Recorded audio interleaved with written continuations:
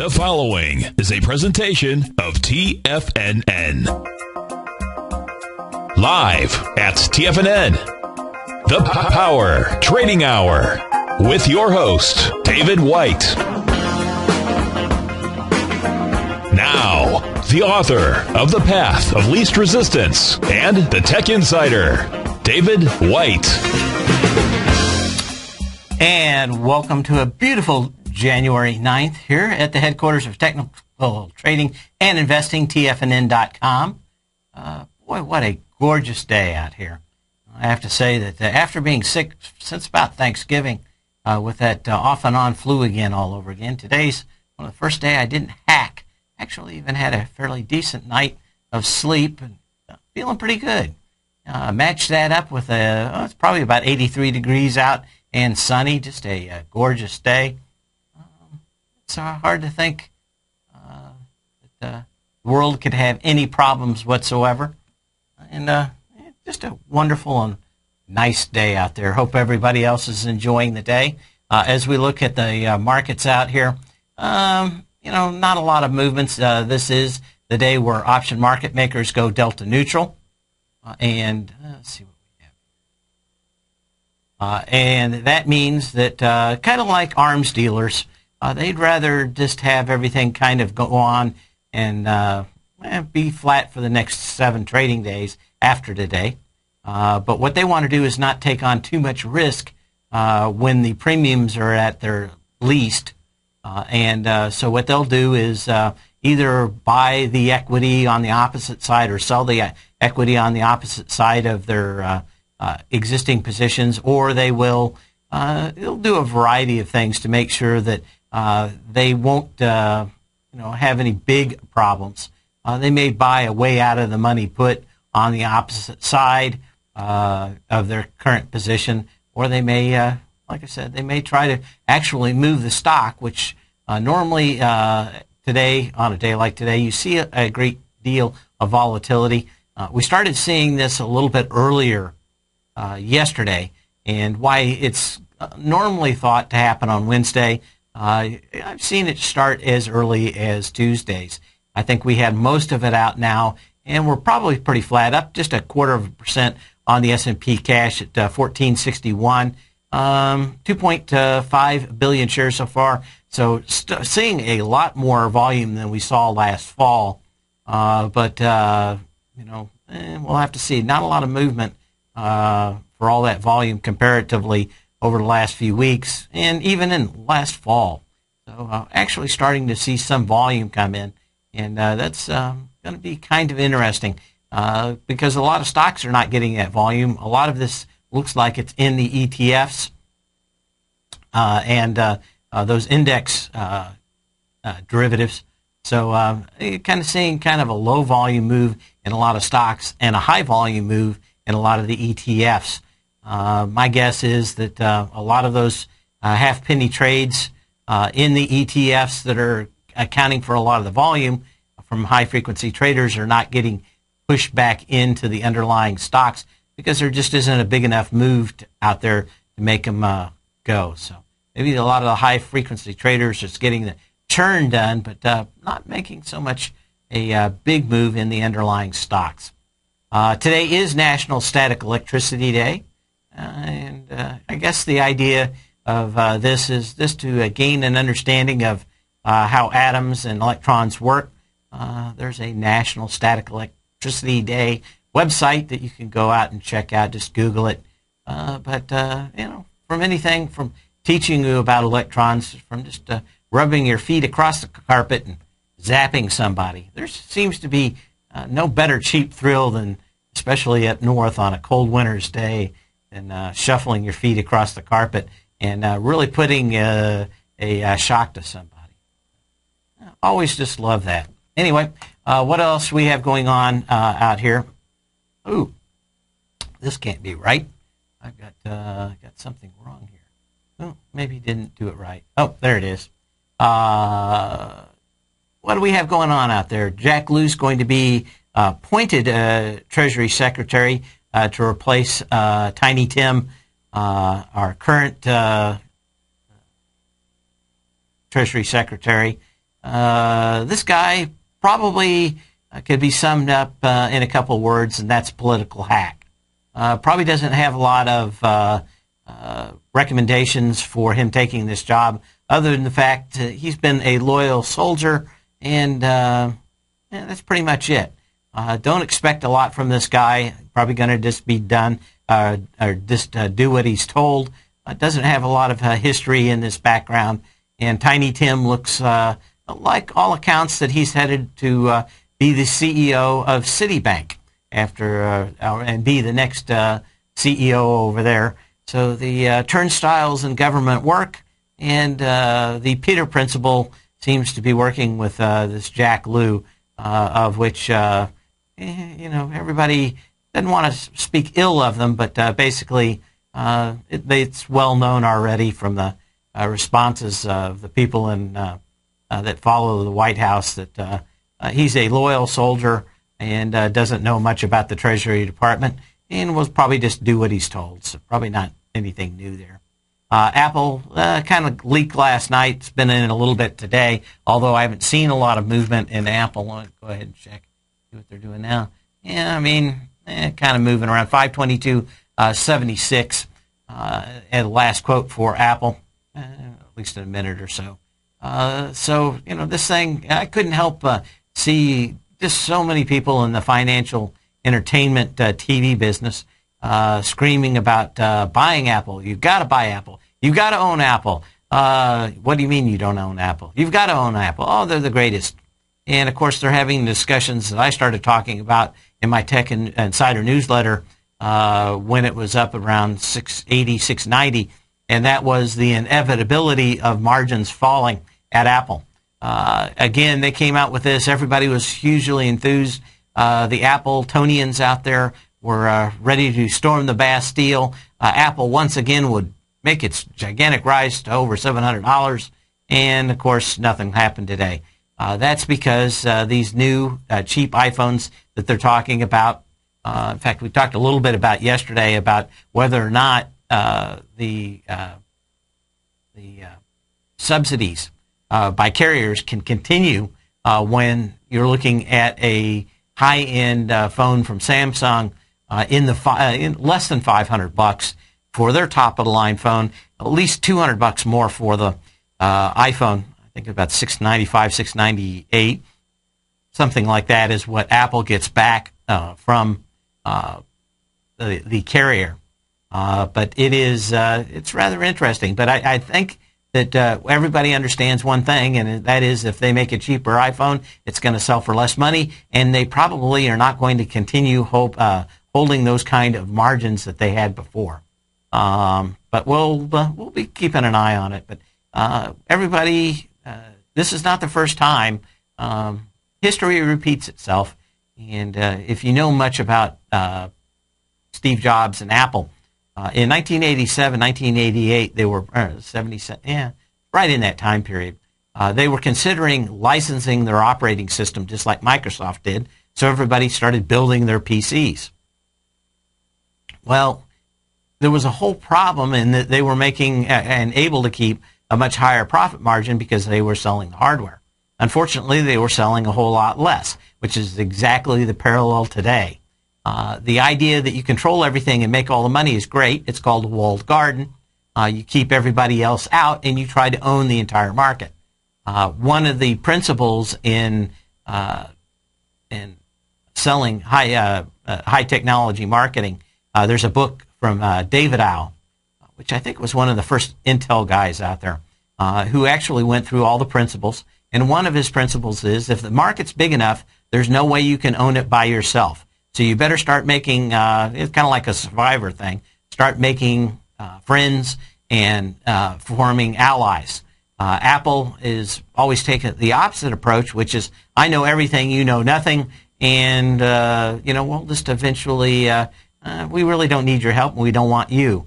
And that's good in kind of a high school way, but eventually everybody comes to resent you, and you are the target of everybody, and that's what Samsung and Google and others, they may figured out that they may not be able to win, but the last thing anybody wants is Apple to win now. So, in fact, even though they may not win, it's enough when Apple loses. And you see a little bit of that, but, they're still making money. Google's still making $35 a phone. They don't have to lift a finger for the most part. Every Samsung phone clicks out another $35. When you think about it, Microsoft Windows makes just a little bit more than that. And I'll guarantee you there's a huge amount of effort that goes into create Windows. And we're going to get into that a little bit in a few minutes here. But one thing I disliked about Apple is they always have violated that law. In 87, 88, they basically figured out that the stock market would throw them out if they tried to do what they knew to be right. So they just kind of sat there and withered on the vine until they threw Steve Jobs out, put in Scully, and slowly bled out for a number of years until Steve Jobs came back. None of those guys were as smart as Jobs, but most of these guys have one critical failure, whether it's Bill Gates or Steve Jobs or Buffett. They all have kind of a Achilles heel that they can't get by. And it's always going to be the walled garden of Apple trying to basically have total control. I always liked Yoda. Total control. That's probably the only even halfway decent impression I do, but that's pretty it. Ackerman is going up against Loeb. These guys are a couple of real big hedge fund managers. If you do, it's Ackman, not Ackerman. Ackman, kind of the big shorter out there on HLF. We've talked about this. The guy's put in 1 billion shares short HLF to short. Go ahead and get it current. Well, 39 and 39.89 on Herbalife, calling it a Ponzi scheme. Loeb's come in and said he's bought 5% of the company. And can he get a short bounce out of this and make some money? I think he can, especially if he can force Ackerman out. But if you've ever read Reminiscence of a Stock Operator, a really great book, it goes into how some of these long-short wars actually work out. I'm not going to participate in it, but great educational way of looking at it in a teachable moment. I'm following this just to learn and see how when titans go at it, how stock markets, and in this case, individual stocks work out. But I think he spent 1.5 years figuring out the ins and outs of this company. So I'm more on Ackman's side and thinking he will be long-term vindicated. Question of being short is how long can you keep that on? We've got a bunch more things in the news here, and then we'll get into some stocks and look at the market a little bit closer when we come back. You can give me a call, 877-927-6648, 877-927-6648. What type of investor are you? Conservative, moderate, or aggressive? No matter your investor personality, your overall portfolio should reflect your financial goals, time horizon, and your risk tolerance. Help ensure your portfolio is appropriately invested with an asset allocation plan from Morgan Stanley Wealth Management. Simply picking the right stocks is not enough. Research has shown that choosing the right proportions of stocks, bonds, and cash is essential to the success of your long-term investments. Morgan Stanley believes a carefully selected portfolio can lower volatility and increase investment return potential. Find out about what an asset allocation and a Morgan Stanley Wealth Management financial advisor can do for you. Call Angela O'Brien, First Vice President and Financial Planner of the Clearwater, Florida branch at 727-441-6108 today to discuss your personal financial needs. Asset allocation does not assure a profit or protect against loss in declining financial markets. Investments and services are offered through Morgan Stanley Wealth Management, LLC. Member SIPC.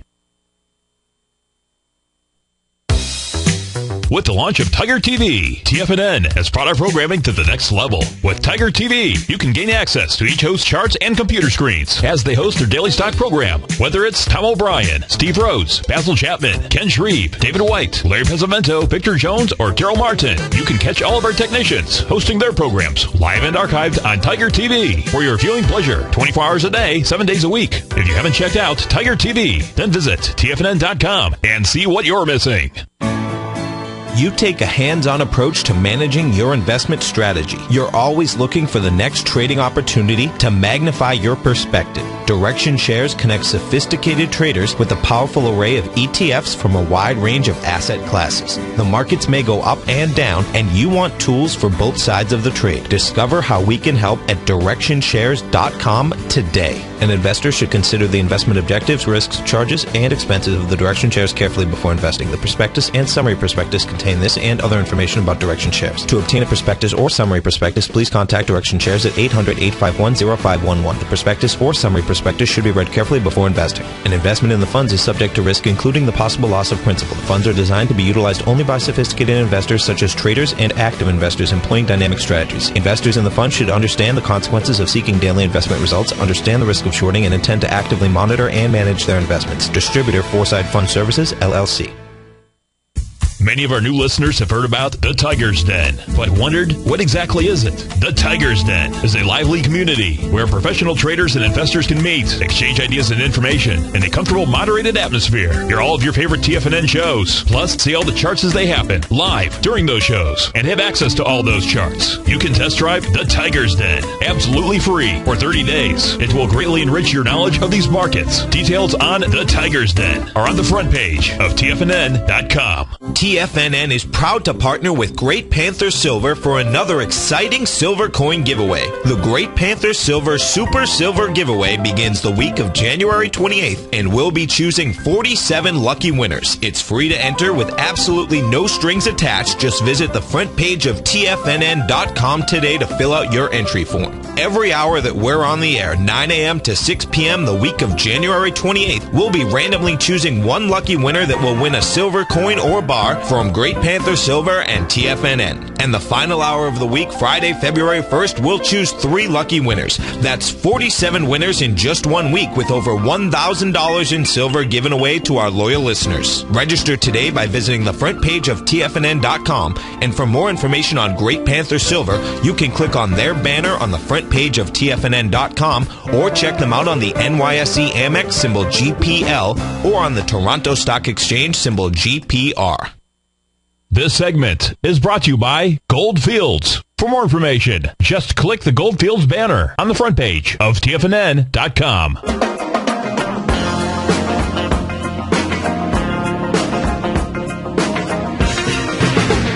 And as we come back, I just finished the news out here. I didn't see a lot of, let's see, Smith. I hadn't looked at Smith & Wesson. I noticed guns have been in the news for a while. Of course, this thing popped up fairly strong around the election. Smith & Wesson, symbol is SWHC. I just wanted to see if there was any real movement in it. A little bit of movement in it, down about 2% today. Joe Biden, our illustrious vice president, basically came out and said, Second Amendment, amendment. Doesn't matter. We'll just do an executive order, and we'll do whatever we need to be done. Those amendments to the Constitution, the Bill of Rights, that's all, just, it could be anything. It doesn't matter. We'll do what needs to be done. We don't really care about that kind of stuff. We'll just get Obama to put out an executive order on guns, and that'll be it. I think he's got another thing coming. It is settled law, and some of the recent decisions have made it that a lot of the draconian issues that some individual cities and states have tried to put on have been struck down by the courts. But this goes to show you that we're a very lucky country to have the Bill of Rights, so that in a time of where everybody's racked with emotion, that we aren't being able to screw ourselves over one day. guns, probably not a big deal to me, but the idea that you take them away makes me think that the government may be one day too big to govern by the people and for the people, and instead of unions that are basically given a free ride by the government themselves and vote for themselves, and eventually we become slaves to the larger government out there. As always, you can call up to TFNN and ask for a free copy of the Constitution. Tom has about 5,000 of them back there. He'd be glad to send them to you. But know your rights and understand when people are more than willing to take them from you. Boeing was doing kind of well today also. I wanted to check in with them. A lot of bad news about their plane. Explained it a little bit yesterday. They popped back up. I think the recognition was that this one single plane had the wiring installed a little wrong and caused a problem with a lithium-ion battery that caught fire. It got fixed, I think, within 24 hours. Blew the parts in, cleaned it up, made sure that the wiring is correct in all the other planes for those 787 Dreamliners. And yesterday had a down day, but up $2.23 today, which is about 3%. I mean, these guys, I think they got 850 orders for that plane. And there's always a little bit of problems with the first few cars that run off of assembly line at GM and the first few planes that run off of the assembly line at Boeing. But I've always believed what the pilots I've known said, and that is Boeing or I ain't going. I'm not much one of those Airbus planes, kind of all made by too many different people.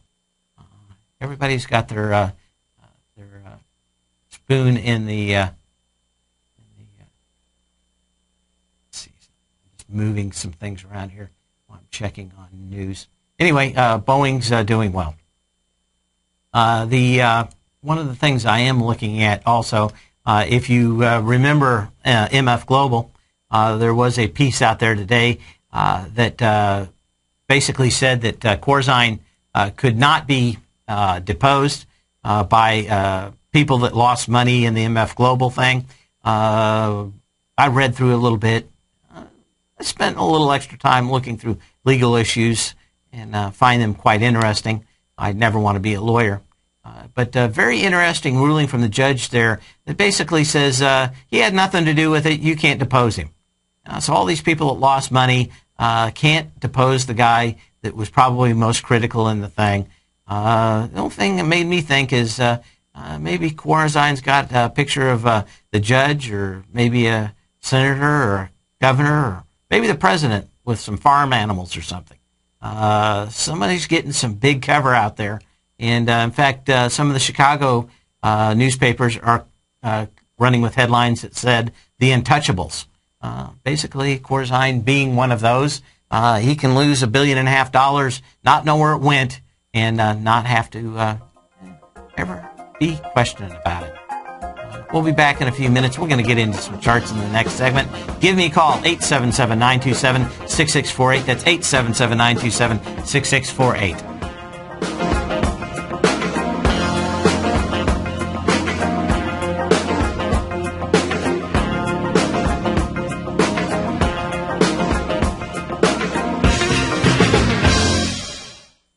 Just recently, on December 28th, Market Insight subscribers were advised to go long the QQQ, the NASDAQ 100 ETF, on December 28th at $63.91. And only 2 trading days later, after a huge jump in the markets, Market Insight subscribers were advised to sell the QQQ at $66.64 for a $2.73 or 4.27% profit to start off 2013. At the same time, Tom O'Brien had advised his clients looking for a more leveraged trade that they could have initiated a position in the QLD, the ProShares Ultra QQQ ETF, and over the same 2 trading days, Market Insight subscribers were able to lock in a $4.48 profit or an 8.47% gain in just 1 trade. Get your 2-week free trial to Market Insights today by visiting the front page of TFNN.com. Cancel at any time during your free trial and pay nothing. Don't miss out on the next great trading opportunity in 2013. Act today. If you're an investor looking for a great weekly investment newsletter, then now is the perfect time to try out Ken Shreve's Ultimate Growth Stocks. Every Tuesday, Ken breaks down multiple sectors in his weekly newsletter, Ultimate Growth Stocks, with a full in-depth report including specific trading recommendations within his model portfolio, charts, sector analysis, upcoming economic data, along with intra-week trading updates on newsletter positions whenever the market dictates. Right now, you can receive a full month, that's 30 days, to evaluate Ken's newsletter free of charge to see if it fits your trading plan. At less than $75 per month, Ken provides you with his expert trading advice that can pay for itself in no time. Take advantage of this great offer by signing up for a 30-day free trial to Ken Shreve's Ultimate Growth Stocks today. Don't let this offer pass you by. Visit the front page of TFNN.com and sign up now. Daryl Martin coined the phrase diagnostic trading, and we're happy to announce that his diagnostic box spread analyzer has finally been released. The Diagnostic Box Spread Analyzer helps you easily identify the best box spreads on Nadex in seconds, plus you receive access to the diagnostic deviation levels, as well as step-by-step training videos teaching you how to trade Nadex spreads so you can quickly master the mechanics of this simple yet powerful trading instrument. By pulling live data from the Nadex exchange, the Diagnostic Box Spread Analyzer does all the math for you, calculating risk, reward potential, distance to break even for both outright spreads and spreads used to hedge the underlying market. Visit the front page of TFNN.com today to get your 2-week free trial to Daryl Martin's Diagnostic Box Spread Analyzer and gain access to the valuable information it can provide when trading the Nadex box spreads. Has the current market volatility continued to stop you out of trades when the market spikes against you? Now is the perfect time to open up an account with Nadex. Nadex, the North American Derivatives Exchange, is a brand new, completely regulated Chicago-based exchange, and unlike most other exchanges, Nadex allows you to trade directly through them with direct market access when using their completely free trading platform, which also features real-time charts and full customization capability. One of the advantages of trading with Nadex in volatile markets is that your risk is always capped and you have the ability of keeping your trades open even when the market spikes against you. Nadex is completely brand new with a line of unique trading products that are unavailable anywhere else. See how it works at nadex.com. That's NADEX.com. Or click on the Nadex banner on the front page of TFNN.com. Futures and options trading involves risk and may not be appropriate for all investors. This segment is brought to you by Crocodile Gold. For more information, just click the Crocodile Gold banner on the front page of TFNN.com.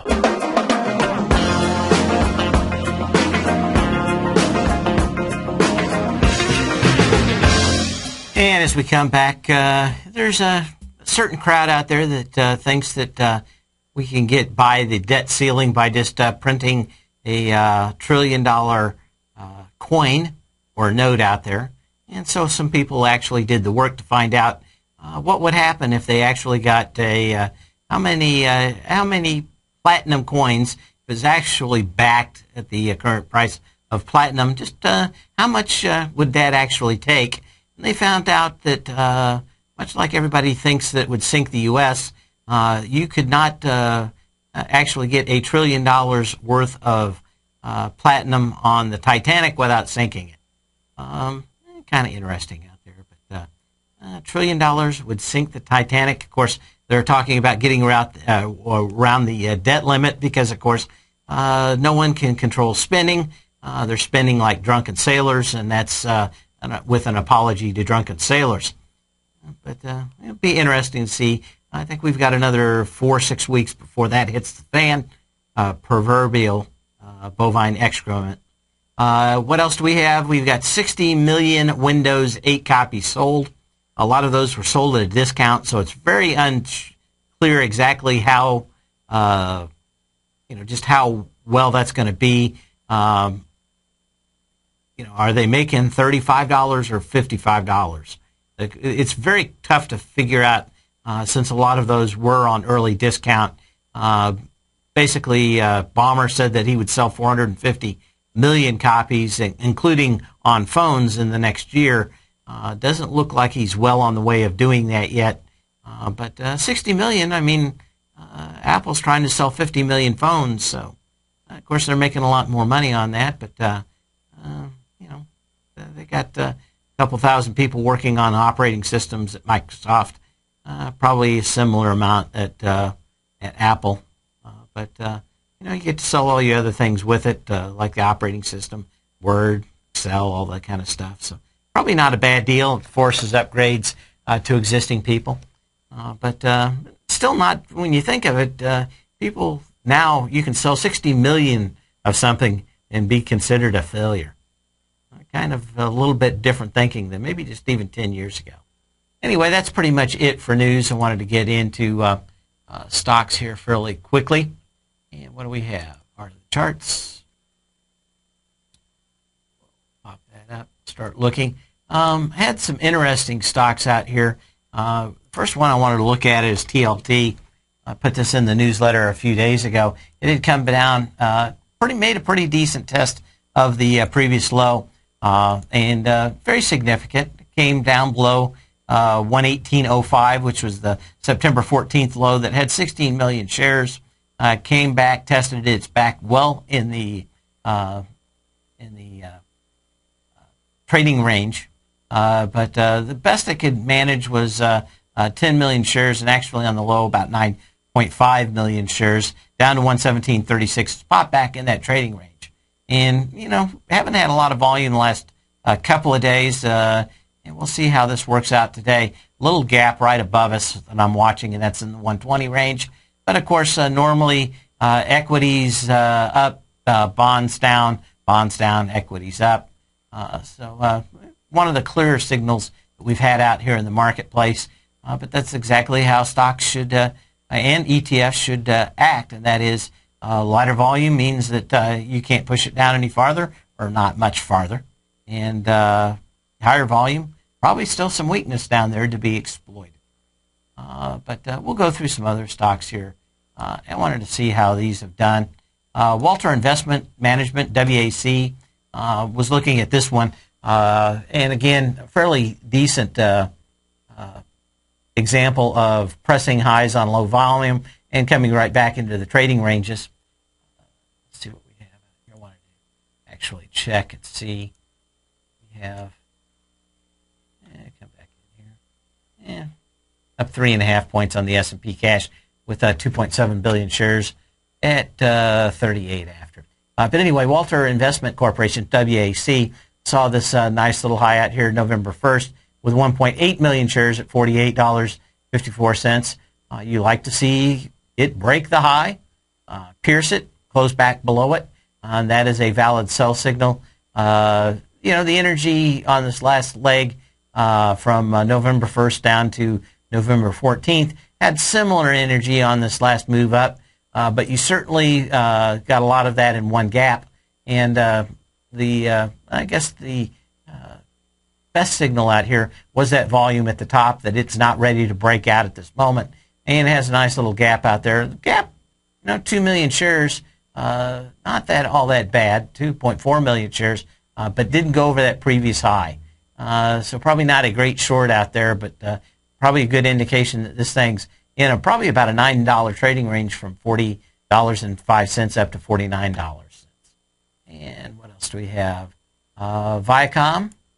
Viacom. Almost feel like Viaduct with Groucho Marx. Viaduct? Oh, it's a Viaduct.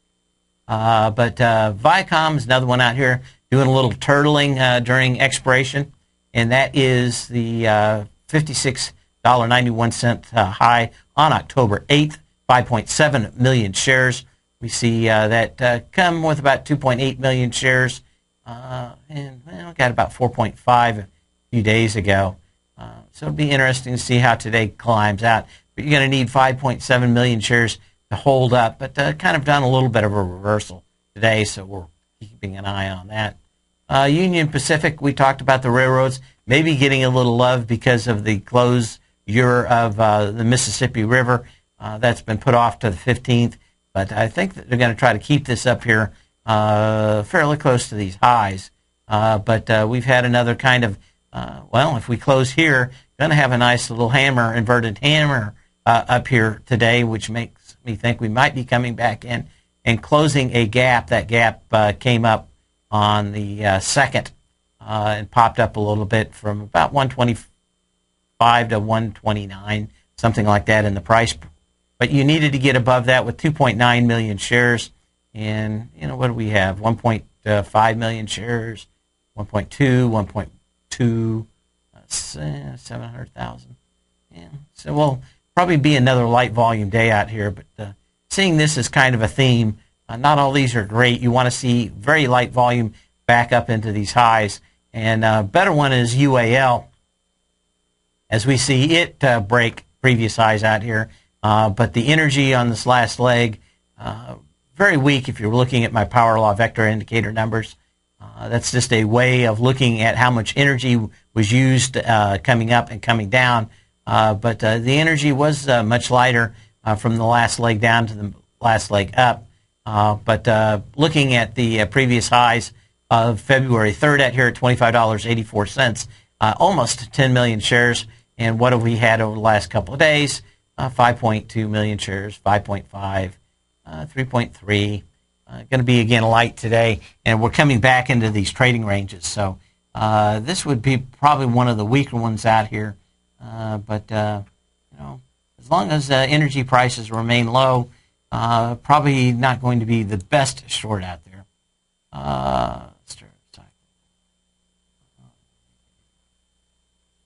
Ones we've been watching out here is Open Table. We talked a little bit about it. Another good example. I would have liked this to come in with even lighter volume to be a short candidate. It may come back and fool around up here, get back up to the $52.64 high of February 6th that had 1.1 million shares. It's gone over that. It's closed down below that over the last couple of days. Get a little bit better view of it here, but not a lot of volume, but it's coming back into these ranges. But just 20 cent light on this high makes me think that you may get one more test of that high out here. Nucor, another one of these testing highs. You want to be keeping your eyes on this one. You've got two highs. Even the least or the most conservative one would be the February 9th high at $45.75. Had 3.3 million shares in it. But even if we use the March 19th high that had 4.7 million shares in it, we've gotten fairly light volume in this as it's gone above those highs and now pulling back into these gaps. 2.4 million shares, and could it break out? Could get back up to $48, but not a lot of range out there. Got a lot of resistance above it. What I noticed in this one again is the energy. It's made kind of an ABC up here, but probably fairly extended. You've got a gap at about 43.5 and another one at about 39.50. Both of those could get filled. Not a lot of volume in either one of those gaps, if I remember. You had a little bit more volume out here on the 2nd, but about 3 million shares. But probably a good indication this thing's probably going to come back into the $43 range. Look at some other stocks here, maybe some that we went through yesterday. We've been talking about Zillow running into resistance levels, so keep this one on your radar screen. It is one of those that's come down with heavy volume. It's now in the middle of these gaps up here about $31. That day it came down on the 6th of November with 7.4 million shares. What did we have? There's actually a couple of gaps in this, but I'm really keying in on this high volume down day. It's right in the middle of filling the end of that gap, and probably not a bad place. You've got just a little headroom in this thing to about 34, and probably a good indication that we're going to probably pull back into the $28 range. But not a bad looking stock. We looked at TLT. Wanted to look at Semantic. This one's been bouncing around highs out here, and I'm really looking at it to see how it works the next couple of days. and through expiration. But another one that's hit highs on lighter volume out here, looking like it's going to pull back into the trading range. A symbol on it is SMYC. But we're looking at Semantics September 14th high, $19.54. Got it to $19.75 with 8.9 million shares. We compare that to the September 14th high with 12 million shares. So we've come in a good 30% light out here on Semantic. Not incredible to see this thing pull back in. A lot of these had these gap ups that we had over the fiscal cliff. And I expect we're going to kind of slowly pull back into a lot of those and see what they're doing. I want to look at some other stocks out here. Here we go. Apollo. Nothing new on that. One of my living dead stocks out here for profit education's off 6.7%. Garmin. I've been waiting for this thing for a while. It's hard for me to believe that these standalone companies are going to go very far anymore when you have a cell phone that has almost all this stuff built into it. They've got some patents, and there are a lot of these companies, Garmin, Trimble Navigation, really into working, with pilots and maps. There's some decent money in it, but I think the heyday is highly over. You had a really good indication on this being at a top. And this is what you really look at, and that is that test of the February 22nd high of 7.9 million shares getting tested by the May 2nd attempt that had 2.9 million shares. So probably look for these things to continue to erode over time. I think I said last year I thought that there was going to be a problem as it was going up into these highs out here, that eventually this is going to be kind of a leftover market, probably not going out of business, but the heyday of everybody owning an individual Garmin product is over. Probably the biggest difference is if you have it in your cell phone, you can download current maps all the time. If you have it built into some kind of box that you have to pay to update, people don't like that. And since Google Maps is nice enough to update my maps every day and tell me where I'm going, just kind of seems ridiculous to pay maybe an extra couple $100 to put something in your car to tell you exactly where to go. And of course, if they change a map at Google, it's instantly changed. You don't have to pay a dime. But of course, they are following you around. And of course, the head of Google is out there is in North Korea. It's kind of hard to say. One of the ones that we had been watching too was Stryker. And this one is looking like it's headed up a little bit higher. Maybe it's going to make it to this gap up at 60. One thing we're looking at today right now is it really not getting through on higher volume. You had a couple of previous highs out here at 5.6 million shares and 3.8 million shares. Right now I'm showing 1.8 million shares. And probably look for this thing maybe to come back into the trading range also. Stryker is SYK, of course, makers of knee and hip replacement joints, that kind of stuff. We will be back in just a minute. Give me a call, 877-927-6648, 877-927-6648.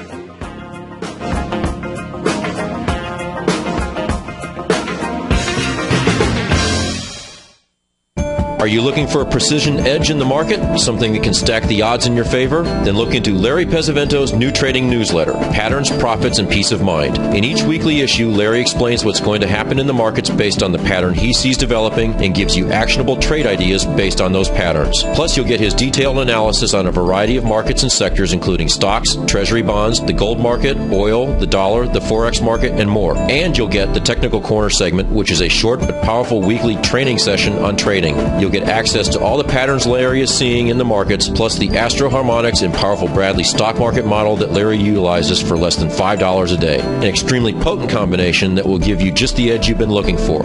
Try Patterns, Profits, and Peace of Mind absolutely free for 2 weeks. Go to tfnn.com and click on the free trial link at the top of the page. That's an $85 value, yours free when you register right now. Get Larry's Patterns, Profits, and Peace of Mind and get the edge you've been looking for.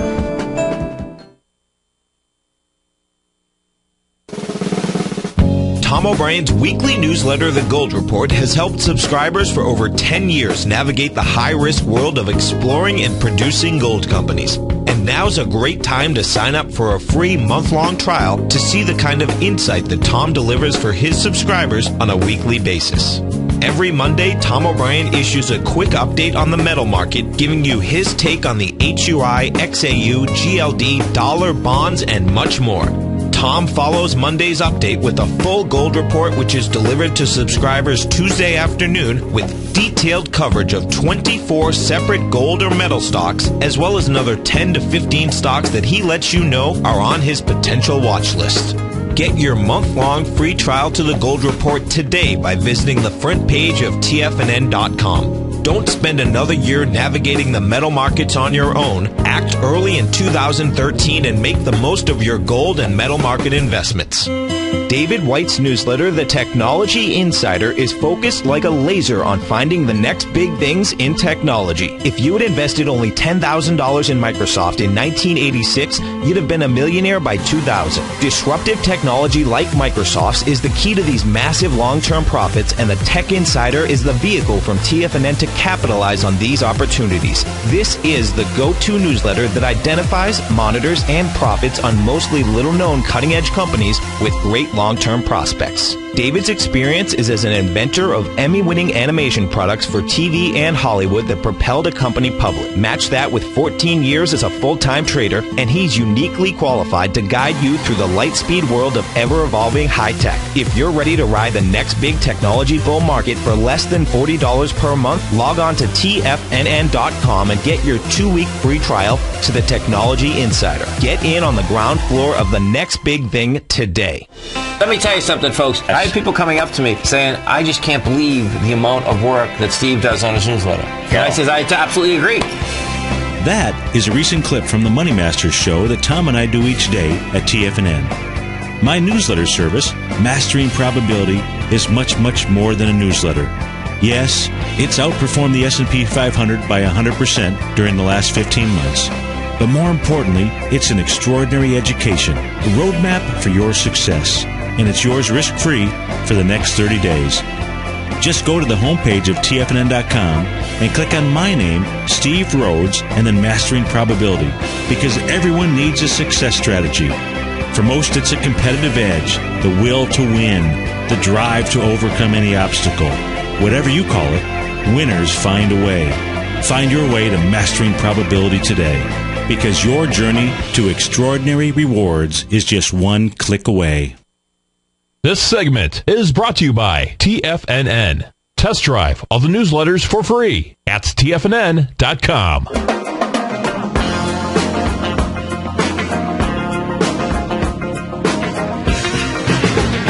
And we're coming back. We had some comments in the den about Google.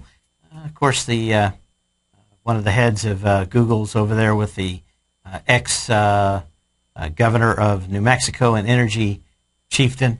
Not exactly sure what they're trying to do over there. State Department said that they shouldn't go and stick their big noses in it. But I don't know exactly what the whole deal is, but never can tell. Maybe there's something else going on behind there.